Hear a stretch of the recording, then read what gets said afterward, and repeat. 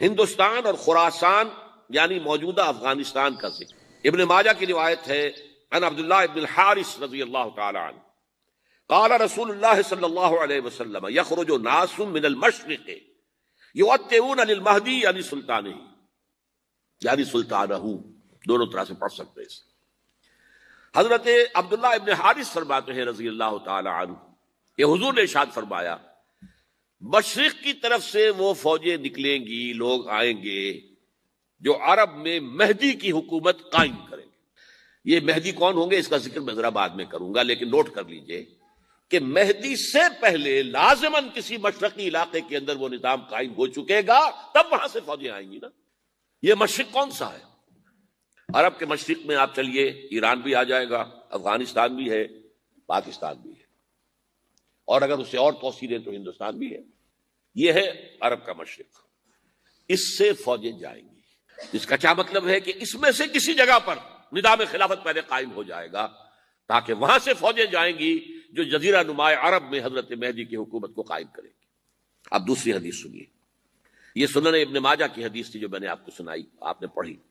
دوسری عن ابی ہریرہ رضی اللہ تعالی عنہ، یہ ترمذی شریف کی روایت ہے، قال قال رسول اللہ صلی اللہ علیہ وسلم یخرج من خراسان رایات سود لا يردها شیء حتی تنصب بایلیا۔ خراسان کے علاقے سے سیاہ جھنڈے لے کر فوجیں آئیں گی، ان کا رخ کوئی موڑ نہیں سکے گا، ان کو پیچھے پھیر نہیں سکیں گے کوئی بھی، یہاں تک کہ وہ یروشلم میں جا کر جھنڈے نصب کر دیں گے۔ ایلیا حضور کے زمانے میں یروشلم کو کہتے تھے۔ یہ یروشلم تھا جب حضرت سلیمان کی حکومت تھی اور یہاں پر معبد سلیمانی، ہیکل سلیمانی قائم ہوا، پھر یہ یروشلم ہی رہا ہے تاریخ میں، یہاں تک کہ سن 70 عیسوی میں جب ٹائٹس رومی جنرل نے اس کو گرایا، ختم کیا، سیکنڈ ٹیمپل گرا دیا، اور یہاں سے یہودیوں کو کہا نکل جاؤ یہاں سے، کوئی یہودی باقی نہیں رہا، بالکل تہو بالا برباد کر دیا۔ اس کے کوئی 150 سال بعد ہیڈریان، رومن ایمپرر ہیڈریان، اس نے پھر دوبارہ آباد کیا اس شہر کو۔ 150 سال تک یہ بالکل بنجر اور بالکل غیر آباد پڑا تھا۔ اب ہیڈریان نے جب آباد کیا تو اس کا نام ایلیا رکھا، اب یروشلم نام نہیں تھا، تو حضور کے زمانے میں پھر اس کا نام ایلیا۔ اور اب اس سے کیا معلوم ہو رہا ہے کہ یہ یروشلم مسلمانوں کے قبضے سے اس وقت نکلا ہوا ہوگا، ایک دفعہ پہلے نکلا تھا، 1099 عیسوی میں مسلمانوں کے ہاتھ سے نکلا، کروسیڈرز عیسائیوں نے آ کر اس کو قبضے میں کیا، لاکھوں مسلمانوں کو مارا، قتل کیا۔ اس کو 1187 عیسوی میں واپس لیا ہے۔ کس نے لیا ہے؟ صلاح الدین ایوبی، کرد۔ عرب کھوکھلے ہو چکے تھے، عربوں نے کھویا، واپس نہیں لے سکے، بہت حکومت کر چکے تھے، 400-500 برس کی حکومت، اور ان کے عیش اور ان کے آرام، اب ان میں جان نہیں تھی کہ وہ واپس لے سکے۔ واپس لینے والا گرم کرد خون تھا، صلاح الدین ایوبی۔ تو گویا کہ اب آپ سمجھئے کہ 88 برس تک عیسائیوں کا قبضہ رہا یروشلم پر۔ اب 1967 میں یہودیوں نے قبضہ کیا ہے، اور اب 38 برس تو ہو گئے، 88 نہیں تو 38 برس تو ہو گئے ہیں، لیکن وہ دور آئے گا کہ اب پھر لیں گے، لینے والے عرب بھی نہیں ہوں گے، خراسان کے علاقے سے فوجیں آئیں گی۔ یہ خراسان کیا تھا؟ ایلیا تو میں نے آپ کو بتایا یروشلم کا نام ہے۔ خراسان اس زمانے میں ایک بہت بڑے ملک کو کہتے تھے، کچھ حصہ پاکستان کا بھی اس میں شامل ہے، کچھ حصہ ایران کا بھی ہے، ایران کے اس حصے کو اب بھی خراسان کہتے ہیں۔ خراسان ایک صوبہ ہے ایران کا، چھوٹا سا۔ پاکستان میں خاص طور پر یہ جو علاقہ مالاکنڈ ایجنسی کہلاتی ہے، اس سے اوپر جتنا علاقہ ہے، اور یہ جو واخان کی ایک پٹی آتی ہے اوپر، واخان افغانستان کی ایک پٹی سی دم سی چلی آتی ہے جو جا کر چائنا کی سرحد سے مل جاتی ہے، یہاں سے لے کے یہاں تک یہ جو مالاکنڈ کا وہ درہ ہے اور پہاڑ ہے، یہ بھی خراسان کا حصہ ہے۔ باقی تقریباً 2/3 آف افغانستان، ساؤدرن حصہ نہیں ہے خراسان کا حصہ، یہ سیستان کہلاتا تھا، یہ خراسان نہیں ہے، لیکن یہ کہ اوپر کا 2/3 آف افغانستان، اور اس کے ساتھ یہ جو عرب، جو اب یہ ترک ممالک آزاد ہوئے ہیں سوویت یونین کے ڈسولوشن کے ساتھ، یہ سارا علاقہ کہلاتا ہے خراسان بزرگ، دی گریٹ خراسان۔ ایک مرتبہ ایک یہاں کا جو کونسلیٹ ایران کا وہ آئے تھے میرے پاس ان کے ایک اہم آدمی، ان سے میں نے پوچھا خراسان، تو پہلے تو ان کا خراسان ہمارا ایک صوبہ ہے، میں نے کہا نہیں مجھے خراسان، او خراسان بزرگ، وہ جو آپ دی گریٹر خراسان کی بات کر رہے ہیں وہ یہ تھا۔ پھر میں نے اور دریوں سے بھی تحقیق کی، پہلے خیال تھا کہ پورا افغانستان اس میں شامل ہے، لیکن اب معلوم ہوا کہ نہیں، یہ جو جنوبی حصہ ہے یہ سیستان کہلاتا تھا، کچھ بلوچستان کا حصہ اس میں شامل تھا اور کچھ یہ جنوبی حصہ افغانستان کا۔ یہاں سے فوجیں جائیں گی اور یہ فوجیں جا کر خراسان سے چل کر ایلیا پہنچیں گی، یروشلم پہنچیں گی اور اپنے جھنڈے گاڑ دیں۔ اس کا جو نتیجہ نکلتا ہے وہ آپ سمجھ لیجئے۔ اس میں بھی اب میں اس سیر ترجمان القرآن اقبال کا ایک شعر آپ کو سنا رہا ہوں۔ ایک تو انہوں نے جو اردو میں کہا تھا، میرے عرب کو آئی ٹھنڈی ہوا جہاں سے، میرا وطن وہی ہے، میرا وطن وہی ہے۔ ٹھنڈی ہوا حضور کو آئی، مجھے ہندوستان کی طرف سے ٹھنڈی ہوا آ رہی ہے صلی اللہ علیہ وسلم۔ اس کا جو ہے حوالہ مجھے نہیں مل سکا ہے اب تک، لیکن لوگ مانتے ہیں کہ ہاں ہے، حدیث ہے، پڑھی ہے ہم نے، لیکن بتا نہیں پا رہے کوئی۔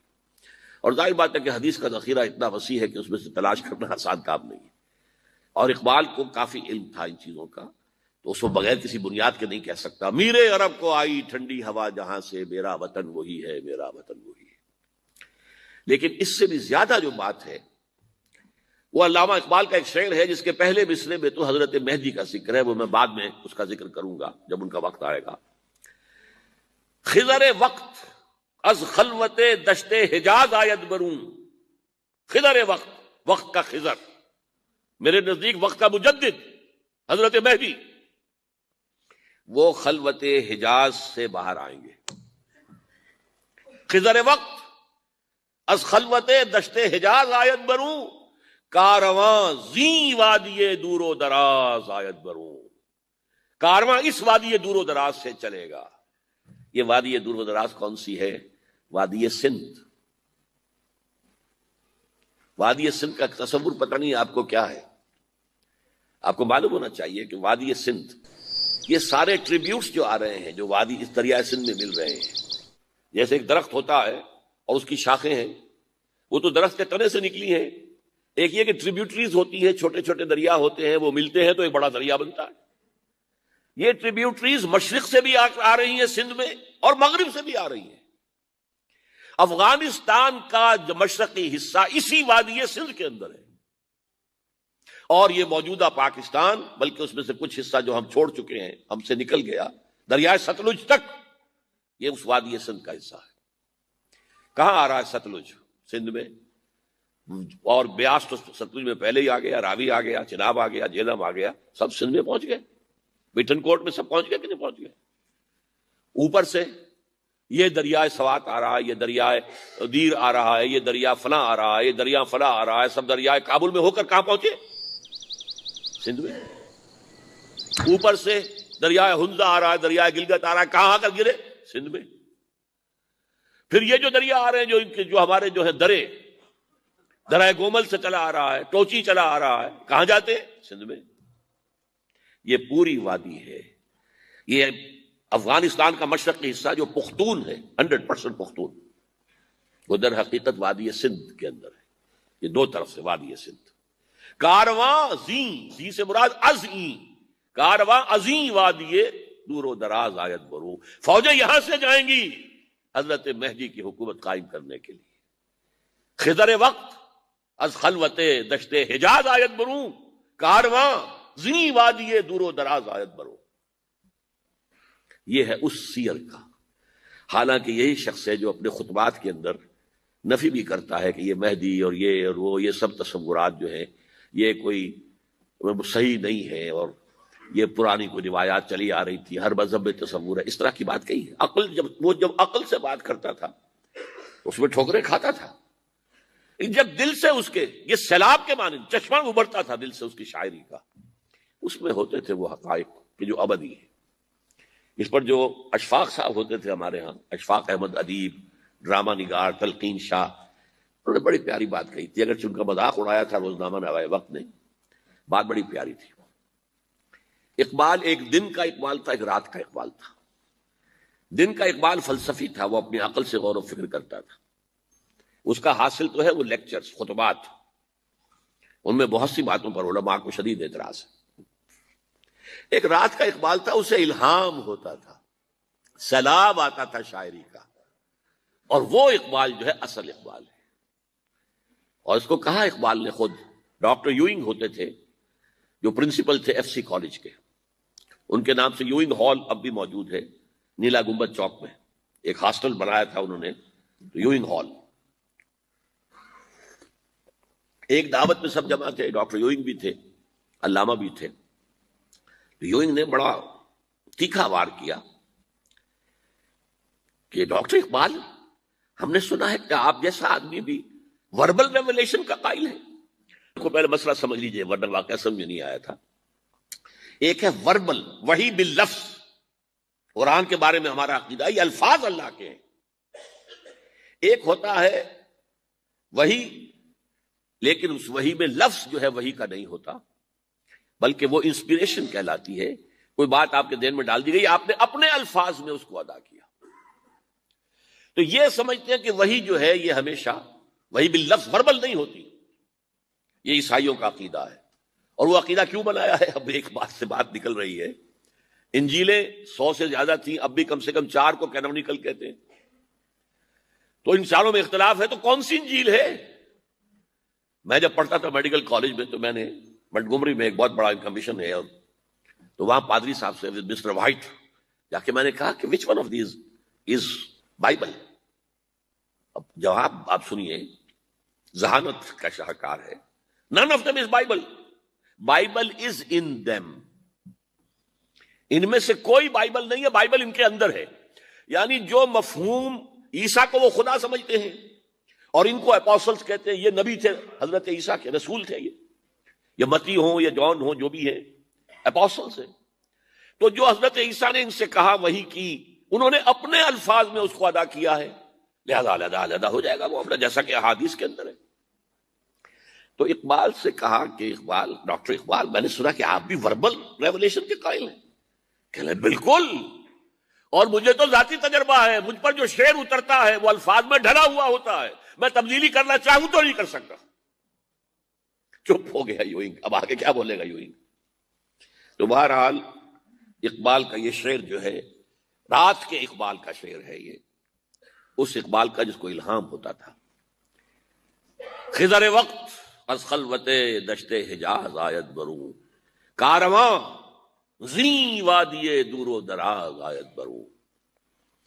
اب میں نے اب تک تو یہ ڈسکس کیا ہے قرآن، حدیث، سنت اور ایک ترجمان القرآن کے حوالے سے۔ اب آئیے عالمی حالات کے حوالے سے دیکھیں۔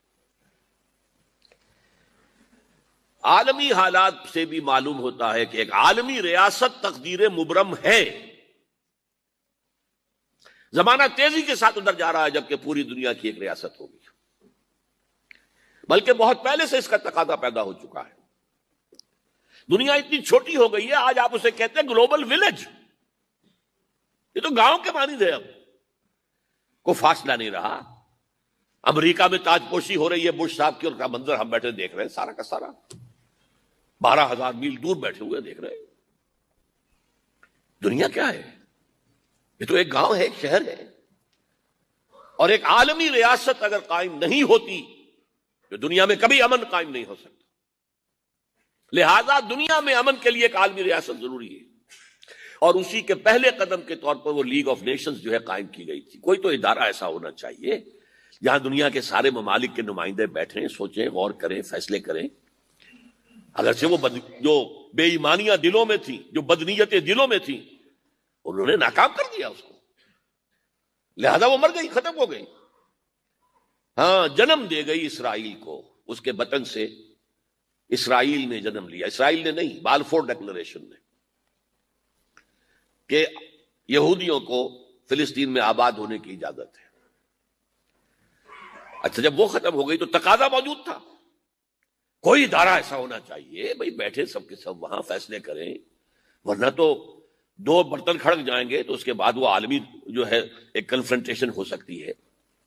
تب یہ پھر دوبارہ یونائٹڈ نیشنز آرگنائزیشن بنی، اور اب وہ بھی دم توڑ رہی ہے، بیچاری کئی روز سے دم توڑ رہی ہے، اس لیے کہ عراق وار کے ضمن میں ایک پیسہ بھر بھی وقت نہیں دی بش نے یو این او کی حمایت یا مخالفت کو. کیا رہ گیا اس کا وجود؟ بس ایک کلب ہے، آؤ بیٹھے گفتگو کرو، اللہ اللہ خیر صلی. جتنے ریزولوشن یو این او نے پاس کیے جنرل اسمبلی نے اسرائیل کے خلاف، سب کو ویٹو کیا ہے امریکہ نے. فائدہ کیا ہوا بھائی؟ جنرل اسمبلی کا فیصلہ کشمیر کے بارے میں موجود ہے 55 سال سے، اس پر عمل درآمد نہیں ہو سکتا. تو وہ در حقیقت جب عدل انسان کے اندر نہ ہو، اللہ پر ایمان اور یقین نہ ہو، آخرت کے محاسبے کا احساس نہ ہو، تو کوئی بھی آپ ادارہ بنا لیں فیل ہو جائے گا. ایک زمانے میں، وہ بھی میرے زمانہ طالب علمی کا ہے، جمعیت طلبہ والے جو ہے کراچی سے نکالا کرتے تھے اسٹوڈنٹس وائس، ایک انگریزی ہفت روزہ، اس میں لکھا تھا یو این او کا مطلب ہے یونائٹڈ نیشنز آرگنائزیشن نہیں، انٹائڈ نیشنز آرگنائزیشن، جو بندھی ہوئی نہیں ہے آپس میں. یہ نیشنز جو ہیں ان کا کوئی آپس میں تعلق نہیں ہے، ان کی آرگنائزیشن ہے، انٹائڈ، یونائٹڈ کی بجائے. اور آج اس کا منظر سامنے آ چکا ہے. لیکن تقدیر مبرم ہے. The march of history cannot be stopped. چاہے نیو ورلڈ آرڈر آئے، چاہے جسٹ ورلڈ آرڈر آئے، آئے گا ورلڈ آرڈر، جس میں کوئی شک نہیں ہے. گلوبلائزیشن ہو رہی ہے، ٹرپس کا معاہدہ ہو رہا ہے. یہ سارا جو ہے کدھر ہم سفر کر رہے ہیں، کدھر جا رہے ہیں؟ Towards a world state. اس عالمی ریاست کے قائم ہونے میں کمپیٹیٹرز کون کون ہیں؟ کون اپنا نظام قائم کرنا چاہتا ہے؟ اس کے لیے اقبال کے 2 شعر. دنیا کو ہے پھر مارکہ روح و بدن پیش، مارکہ روح و بدن، روحانیت اور میٹیریلزم. دنیا کو ہے پھر مارکہ روح و بدن پیش، تہذیب نے پھر اپنے درندوں کو ابھارا. تہذیب کے درندے، یہ ہے مغربی قوموں کے لیے بہترین لفظ ہے، تہذیب کے درندے. کہتے ہیں سیویلائزیشن سیویلائزیشن سیویلائزیشن، اور جو درندگی وہ کرتے ہیں، کوئی بھیڑیے وہ درندگی نہیں کر سکیں گے جو وہ کرتے ہیں. دنیا کو ہے پھر مارکہ روح و بدن پیش، تہذیب نے پھر اپنے درندوں کو ابھارا. اللہ کو پامر دیے مومن پہ بھروسہ، ابلیس کو یورپ کی مشینوں کا سہارا. This grand confrontation is very soon to come, very soon to come, very soon to come. ایک طرف اللہ ہے اور مرد مومن ہے، دوسری طرف ابلیس ہے اور اس کا سب سے بڑا ایجنٹ یہودی ہے، اور یہودیوں کے سپورٹرز عیسائی. یہ ہے 2 طرفہ، یہ 2 فریق ہیں. اور وہ میں آپ کو پہلے سنا چکا ہوں نظم. ابلیس نے کہا تھا مجھے نہ جمہوریت کا کوئی خطرہ ہے، نہ کوئی فاشزم سے خطرہ ہے، نہ کوئی اشتراکیت سے خطرہ ہے اگر کوئی خطر مجھ کو تو اس امت سے ہے جس کی خاکستر میں ہے اب تک شرارے آرزو. خال خال اس قوم میں اب تک نظر آتے ہیں، وہ کرتے ہیں اشک سحر گاہی سے جو ظالم وضو. وہی خطرہ ہے جس کا ذکر کیا جب یو ایس ایس آر ختم ہو گئی، جس کے لیے نیٹو بنایا گیا تھا، جس کے لیے سیٹو بنایا گیا تھا، جس کے لیے سینٹو بنایا گیا تھا، to contain U S S R. اب جب یو ایس ایس آر ختم ہو گیا، وہ تو سربت سجود ہو گیا مغرب کے سامنے، ہاتھ پھیلا کر بھیک مانگنے کی پوزیشن میں آ گیا. اس وقت اثر نو نیٹو کو آرگنائز کر رہے ہیں، ایکسٹینڈ کر رہے ہیں. تو کسی نے پوچھا چیف آف دی نیٹو سے کہ یہ اب آپ کو کس بات کا دے؟ ہمیں مسلم فنڈامنٹلزم سے خطرہ ہے. وہ جو ابلیس نے کہا وہی اس نے کہا، ہمیں اندیشہ ہے مسلم فنڈامنٹلزم سے، لہذا ہمیں چوکس رہنا ہے اور مضبوط کرنا ہے اور تکڑے ہونا ہے.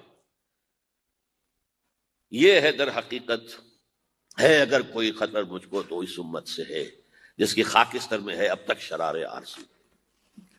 اب دیکھیے، ایک طرف میں نے بتایا ایک یہودی ہیں اور ان کے خواب ہیں. خواب کیا ہیں؟ گریٹر اسرائیل قائم کرنا، جس میں تقریباً پورا مڈل ایسٹ آ جائے گا.